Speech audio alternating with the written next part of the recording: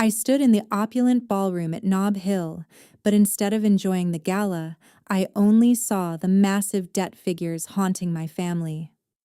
I am Regina, a 32-year-old strategic consultant who has spent the last 3 years acting as the silent CFO to rescue my father Robert's hotel chain from total bankruptcy twice.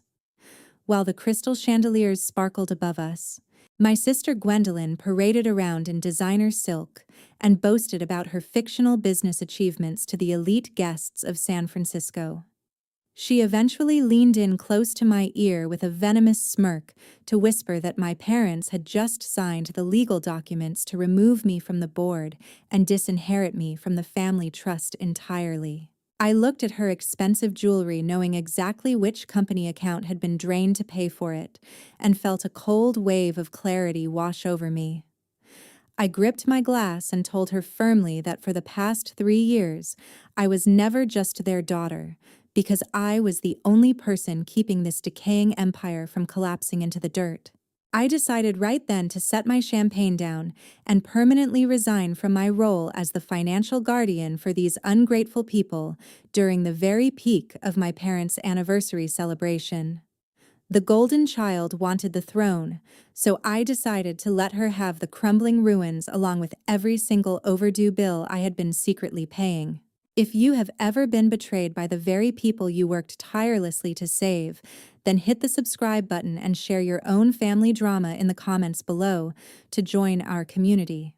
As soon as I stepped into my car to leave the party, an email from Robert's private attorney arrived with a brief notice regarding the formal termination of my membership within the family. Instead of an emotional message, I received a cold legal document demanding that I immediately hand over all access to the cash flow management system to Gwendolyn. I sat in the driver's seat staring at the glowing screen while realizing that my years of sacrifice were being wiped away with a single digital signature. During the mandatory process of preparing the transfer, I began to notice a series of highly irregular withdrawal orders originating from the corporate reserve fund. These significant sums of money were being funneled into private offshore accounts that had absolutely no connection to our legitimate hotel operations in San Francisco. It became painfully clear that Gwendolyn had been systematically exploiting the blind trust of my parents to gut the company from the inside for her own personal gain. Her reckless actions had pushed our entire hotel chain toward a state of insolvency that Robert and Martha were completely unaware of at that moment. I decided to make one final phone call to Robert to warn him about the imminent financial collapse, but he flatly refused to answer my call. My father intentionally diverted my attempt to reach him to Gwendolyn's personal assistant, who informed me that I was no longer authorized to speak with him directly. The sheer arrogance of their dismissal forced me to accept that my role as the family savior had officially ended with that legal notice. I immediately opened my laptop to activate the emergency freeze protocol for all the private loans that I was personally guaranteeing with my own hard-earned assets. If they wanted me out of the business, then they would have to survive without the massive financial safety net I had built with my personal credit and reputation. I spent the next hour systematically revoking every single financial privilege that I had voluntarily provided to my parents and Gwendolyn over the past few years. This included the high-limit corporate cards and the premium concierge services that Gwendolyn had been using to maintain her fake lifestyle of luxury. I also contacted my personal bank to remove Gwendolyn as an authorized user on the secondary accounts that I had funded to cover the family's unexpected expenses. My heart felt heavy yet resolute as I watched the access bars turn red on my screen, signifying that the flow of my money had officially stopped. I knew that within 24 hours, the lack of liquid cash would start to trigger alarms that Gwendolyn would find impossible to silence with her lies. I sent a short reply to the attorney stating that the transfer of duties was complete and that I would no longer be responsible for any debt incurred by the family business from this second forward. I drove away from the Nob Hill district feeling like a stranger to the people who shared my DNA, but I was finally breathing the air of a woman who owned her own future. There was no more guilt in my mind, because I had given them every chance to be honest, and they chose to protect a thief instead of a loyal daughter. The cracks in their polished empire were about to become wide enough for everyone in the city to see, and I would not be there to catch them when they fell. At 6 o'clock the following morning, I met with my personal attorney, Mr. Sterling, to begin the legal asset recovery process based on the specific terms of several long-term lease contracts.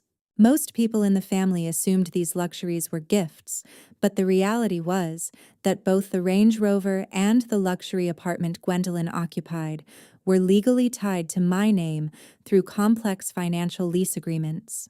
Since Gwendolyn had consistently failed to meet her informal repayment obligations, and I had officially revoked my financial guarantee, the property management company authorized an immediate repossession. I provided the professional recovery team with every necessary legal document while we waited in the parking lot of the corporate office where Gwendolyn usually made her grand entrance. Mr. Sterling reviewed the paperwork one last time to ensure that our actions remained strictly within the boundaries of California state law to prevent any future legal retaliation from Robert.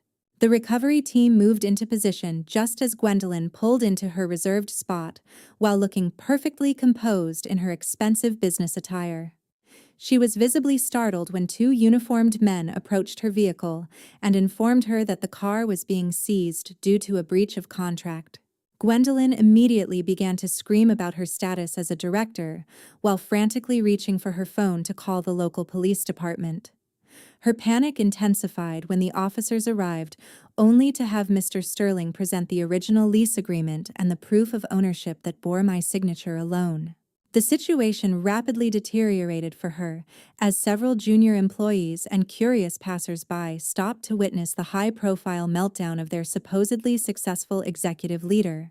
Gwendolyn pointed a trembling finger at me and yelled that I could not do this because the car belonged to her. I stepped forward and looked her directly in the eyes while stating calmly that she was mistaken, because the vehicle was actually bank property registered in my name, and she had just lost all legal rights to use it.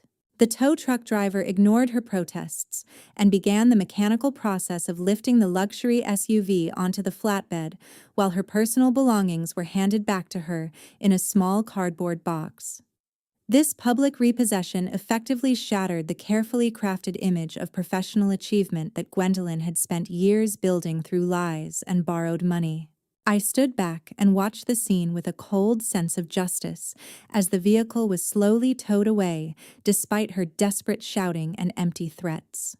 The spectacle continued when the locksmiths arrived at her luxury apartment complex nearby to change the security codes and locks under the same lease termination clauses. Gwendolyn realized in that moment that her entire lifestyle was a fragile house of cards that I had personally funded and could just as easily dismantle. She tried to call Robert again, but I knew he was still busy dealing with the early morning fallout of the corporate credit freeze I had initiated hours earlier. Mr. Sterling noted every interaction and recorded her verbal admissions of non-payment to strengthen our position for the inevitable legal battle that would follow this confrontation. There was no joy in watching my sister suffer, but there was an immense sense of relief in finally reclaiming the assets that were being used to fund my own betrayal. I turned my back on the chaos and walked toward my own vehicle, while the sounds of her helpless rage faded into the busy morning traffic of San Francisco. My focus remained entirely on the next phase of the plan, because I knew that Robert and Martha would soon realize exactly how much power I truly held over their crumbling dynasty. At 10 o'clock in the morning, my parents burst into my apartment with an attitude of intense anger because they refused to believe in the deception of Gwendolyn. They firmly convinced themselves that I was maliciously sabotaging my older sister out of pure jealousy instead of protecting the family interests. Robert immediately accused me of being a traitor to our bloodline, while claiming that Gwendolyn was the only one with the visionary talent to take the hotel chain to a global level. I tried to present the physical evidence regarding the irregular fund withdrawals, but Martha shielded her favorite daughter by dismissing the theft as necessary diplomatic expenses. Their blind favoritism made them stubbornly refuse to even glance at the factual financial reports that I had worked tirelessly to prepare for their survival.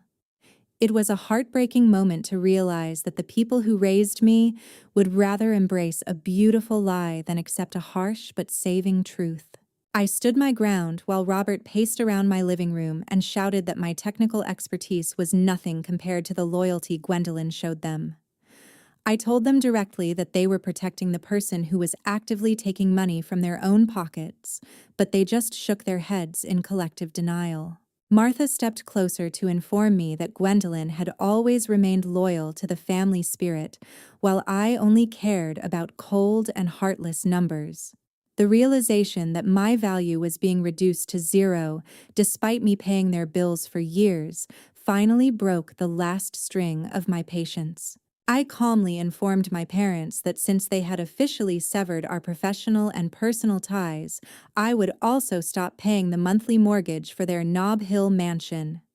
This luxury property had only remained in their possession because of the private funds I provided every single month to keep the bank from knocking on their door. Robert looked at me with pure disdain and challenged me by saying they did not need a single cent from an arrogant child who thought money could buy respect. He confidently asserted that Gwendolyn would handle every financial detail moving forward and that I was no longer welcome at any family gathering. I watched them walk toward the door while knowing that the financial disaster I had been preventing was now officially their own responsibility to solve. I decided to leave them with one final warning about the looming foreclosure deadline that would hit their estate if the massive debt was not settled within 30 days. The bank would not care about family loyalty or diplomatic expenses when the legal time limit for payment expired. Robert ignored my words and slammed the door behind him, while Martha followed without looking back at me even once. The silence that followed their departure felt heavy, but I knew that I had finally fulfilled my moral obligation to warn them of the coming storm. Gwendolyn had successfully manipulated their emotions to the point where they were willing to sacrifice their only solvent child for a bankrupt fantasy. I sat down and reviewed the foreclosure documents one last time to ensure that my own name was legally detached from that specific property. My priority was now to protect my own future from the inevitable explosion that would happen once Gwendolyn's shell companies ran out of stolen cash. Every minute they spent celebrating their new leadership was a minute closer to the total collapse of the hotel empire Robert had spent 40 years building. I felt a strange mixture of grief and clarity as I realized that some people must lose everything before they can finally see the truth. The 30-day countdown had officially started, and there was absolutely nothing left for me to do except watch from the sidelines as the consequences of their blindness unfolded. 2 days later, the fractures in Robert's financial empire were no longer a private family matter because local financial blogs began reporting on a massive liquidity crisis. Professional analysts in San Francisco started raising serious questions regarding my sudden departure as the CFO and the growing pile of unpaid tax obligations. The industry was small enough that news of a veteran consultant leaving a family business usually signaled internal chaos or imminent bankruptcy for the organization. Gwendolyn attempted to cover up the damage by releasing several fake press statements about a massive upcoming investment deal to reassure the public. Her desperate lies were easily spotted by seasoned investors who noticed the lack of any verified institutional backing for such a large-scale project. I started receiving urgent inquiries from multiple creditors and partner banks who demanded that I clarify my status as a financial guarantor for current hotel projects. My phone rang incessantly with calls from senior loan officers who were deeply concerned about the stability of the hotel chain without my oversight. Rumors regarding the public repossession of Gwendolyn's vehicle began to circulate on social media platforms and destroyed her carefully built personal reputation. This viral scandal directly impacted the credibility of the entire family business as people began to link her personal financial failure to the company's health. Food suppliers and maintenance service providers for the hotel chain started demanding immediate cash payments in advance because they feared a total collapse. These vendors were no longer willing to offer the standard credit terms that I had successfully negotiated for Robert over the last 3 years. The atmosphere within the corporate headquarters reportedly turned into one of pure panic, as the reality of their situation became impossible to ignore. This widespread chaos caused the family's internal stock value to plummet to the lowest level in the history of the hotel empire. Robert was pushed into a tight financial corner where he could no longer use his name or his history to secure any new lines of credit. He was forced to realize that the visionary leadership of Gwendolyn was nothing more than an expensive fantasy built on stolen funds and empty promises. I watched from a distance as the local news outlets picked up the story of a legendary San Francisco dynasty facing potential foreclosure and liquidation. My lawyer advised me to remain completely silent and direct all official inquiries toward his office to protect my own professional standing. It was painful to see the business I had saved twice being torn apart by the public, but I knew that this was the natural consequence of their betrayal. The vendors who once respected Robert now viewed him as a liability who could not control the reckless behavior of his own executive staff. Gwendolyn tried to blame the crisis on my departure by claiming that I had intentionally sabotaged the systems before leaving the office. However, the digital audit trails I had preserved proved that the financial bleeding started months ago under her own unauthorized management. The board members who had initially supported Gwendolyn began to resign one by one to distance themselves from the looming disaster. Every press release she issued only served to highlight her incompetence and fueled more skepticism from the financial community. I spent my afternoon reviewing the final reports from the forensic accountants who confirmed that the damage was likely beyond any quick repair. Robert's empire was no longer a symbol of Nob Hill prestige, but a cautionary tale of how quickly favoritism can destroy a lifetime of hard work. The city was watching, and the countdown to the final collapse was accelerating faster than anyone in the family could have ever anticipated. 6 days after the conflict erupted, an emergency board meeting was convened, where I appeared alongside a professional document examination expert. Gwendolyn sat at the head of the conference table with an air of unearned confidence while holding a thick stack of legal papers. She proudly presented a revised inheritance agreement and a trust control document that supposedly bore the official signature of Robert. My sister claimed that our father had willingly granted her full executive authority to save the family business from the current liquidity crisis. Robert looked exhausted and confused as he watched his eldest daughter explain how these new legal rights would stabilize the hotel chain. Instead of engaging in a shouting match, I stood up and invited the forensic document examiner to present his analysis before the entire board. The expert opened his digital presentation to show high-resolution scans of the signature Gwendolyn had submitted as evidence of her new power. He pointed out the significant discrepancies in pen pressure and the microscopic tremors that indicated a slow and unnatural writing process. The report clearly identified sophisticated computer tracing technology that Gwendolyn had utilized to replicate the signature of Robert onto the fraudulent documents. There was a stunned silence in the room as the board members realized they were looking at a criminal forgery instead of a valid legal contract. I then produced additional evidence regarding the illegal use of the corporate seal to authorize several wire transfers to offshore accounts outside the United States. Gwendolyn tried to interrupt the presentation with excuses about business efficiency, but the forensic data was far too precise for her to deny.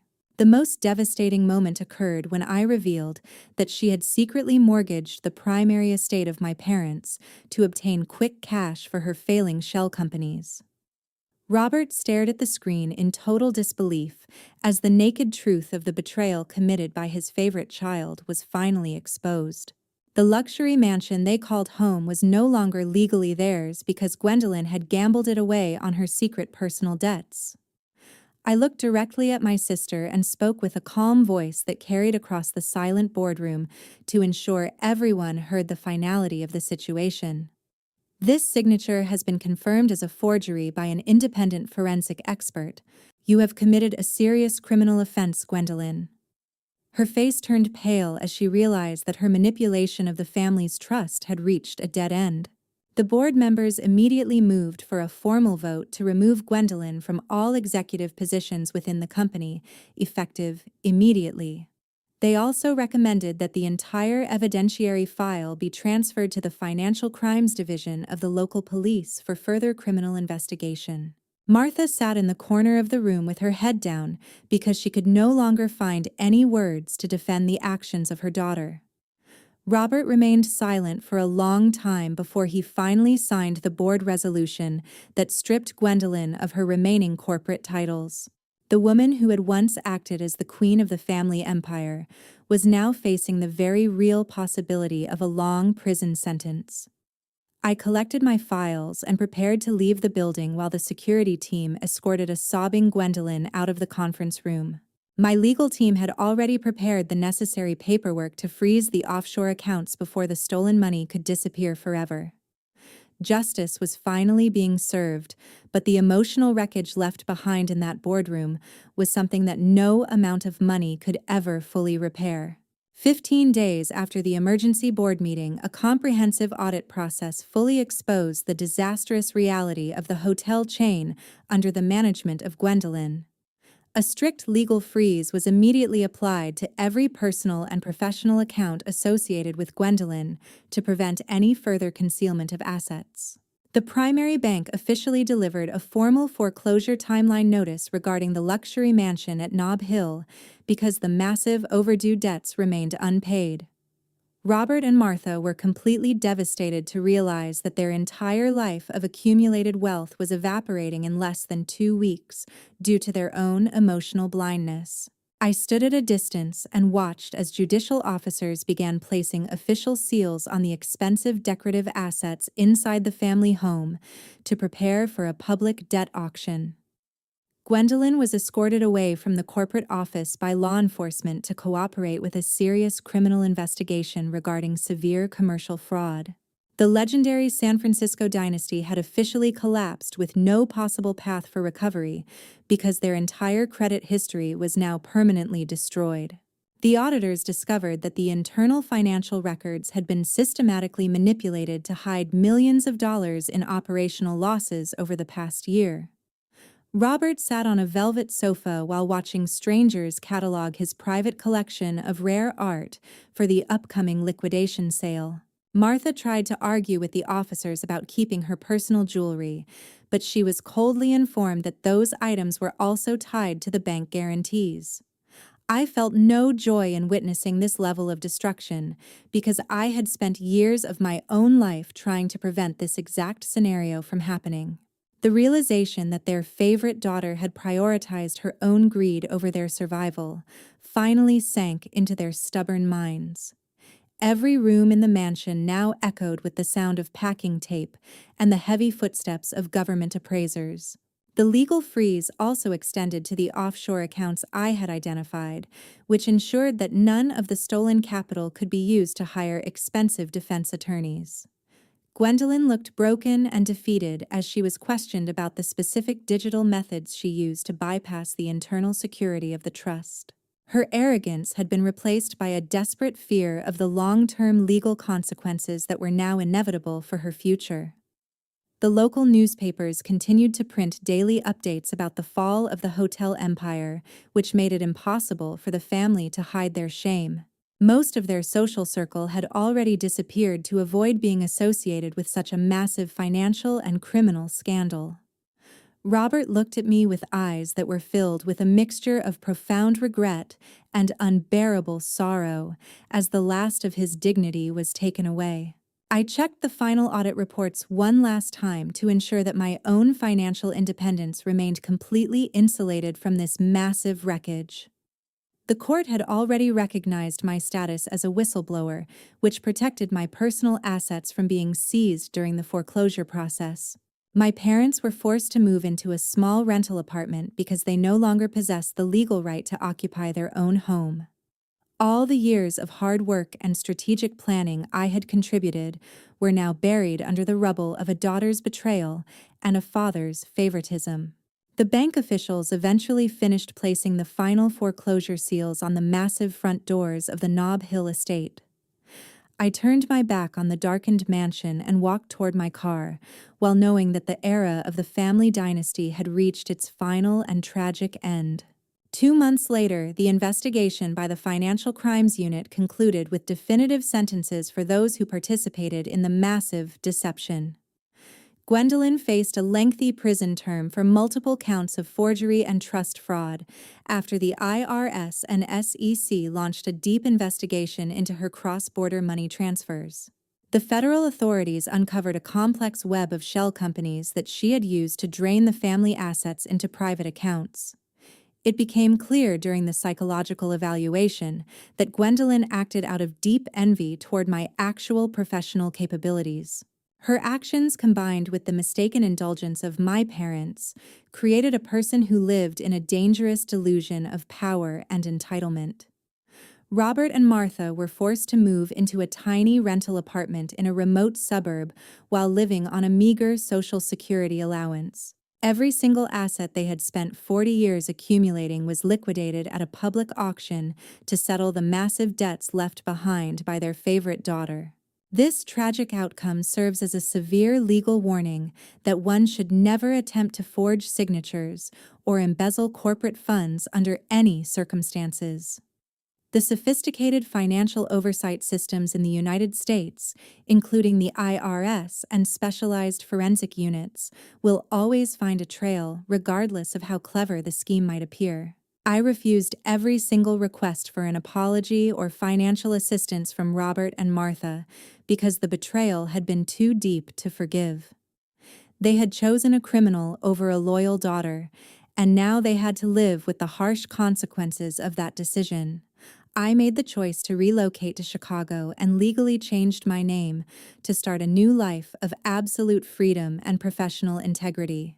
The distance from San Francisco allowed me to rebuild my career without the suffocating influence of family drama or unearned expectations.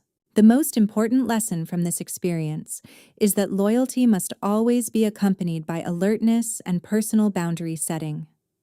You should never allow family emotions to blur the lines of the law or compromise your financial integrity for people who do not respect your value. Regina was once the invisible backbone of a dynasty, but she emerged from the wreckage as the sole survivor of her own strength. Robert and Martha spent their final years reflecting on how their favoritism destroyed the very legacy they were trying to protect. Gwendolyn sat in a prison cell where her visionary dreams were replaced by the cold reality of a criminal record. My new life in Chicago provides a sense of peace that I never could have achieved while carrying the burden of their failures. I finally learned that being a good daughter does not mean allowing yourself to be destroyed by the greed of others. The story of the hotel empire ended in a quiet apartment far away from the prestige of Nob Hill where it all began. I look forward to my future with confidence because I know that my success is built on a foundation of truth rather than a structure of lies. The legal system provided the justice that my family refused to acknowledge during our years of conflict. Thank you for following the journey of Regina, and please leave your comments on whether you think Regina should have saved her parents or not. Câu chuyện của Regina không chỉ là một vở kịch về lòng tham lam mà còn là lời cảnh tỉnh thực tế về ranh giới giữa tình thân và pháp luật tại Mỹ. Khi một gia đình dung túng cho sự giả dối, họ đang tự xây dựng nền móng cho sự sụp đổ của chính mình. Hành vi giả mạo chữ ký hay gian lận quỹ tín thác là một tội hình sự nghiêm trọng, có thể hủy hoại hoàn toàn tương lai và danh dự của bất kỳ ai. Bài học đắt giá ở đây là sự liêm chính về tài chính phải luôn đi đôi với sự tỉnh táo trong tình cảm. Đừng bao giờ lấy tình thân làm lá chắn cho những hành vi vi phạm pháp luật, bởi hệ thống tư pháp sẽ không có sự khoan hồng cho sự tham lam mù quáng. Bạn nghĩ sao về quyết định cắt đứt hoàn toàn của Regina nếu ở trong hoàn cảnh bị chính cha mẹ và anh chị em ruột phản bội niềm tin tài chính như vậy, bạn sẽ chọn cách tha thứ hay sẽ kiên quyết thực hiện các biện pháp pháp lý để bảo vệ bản thân? Hãy bình luận và chia sẻ quan điểm của bạn ngay phía dưới nhé.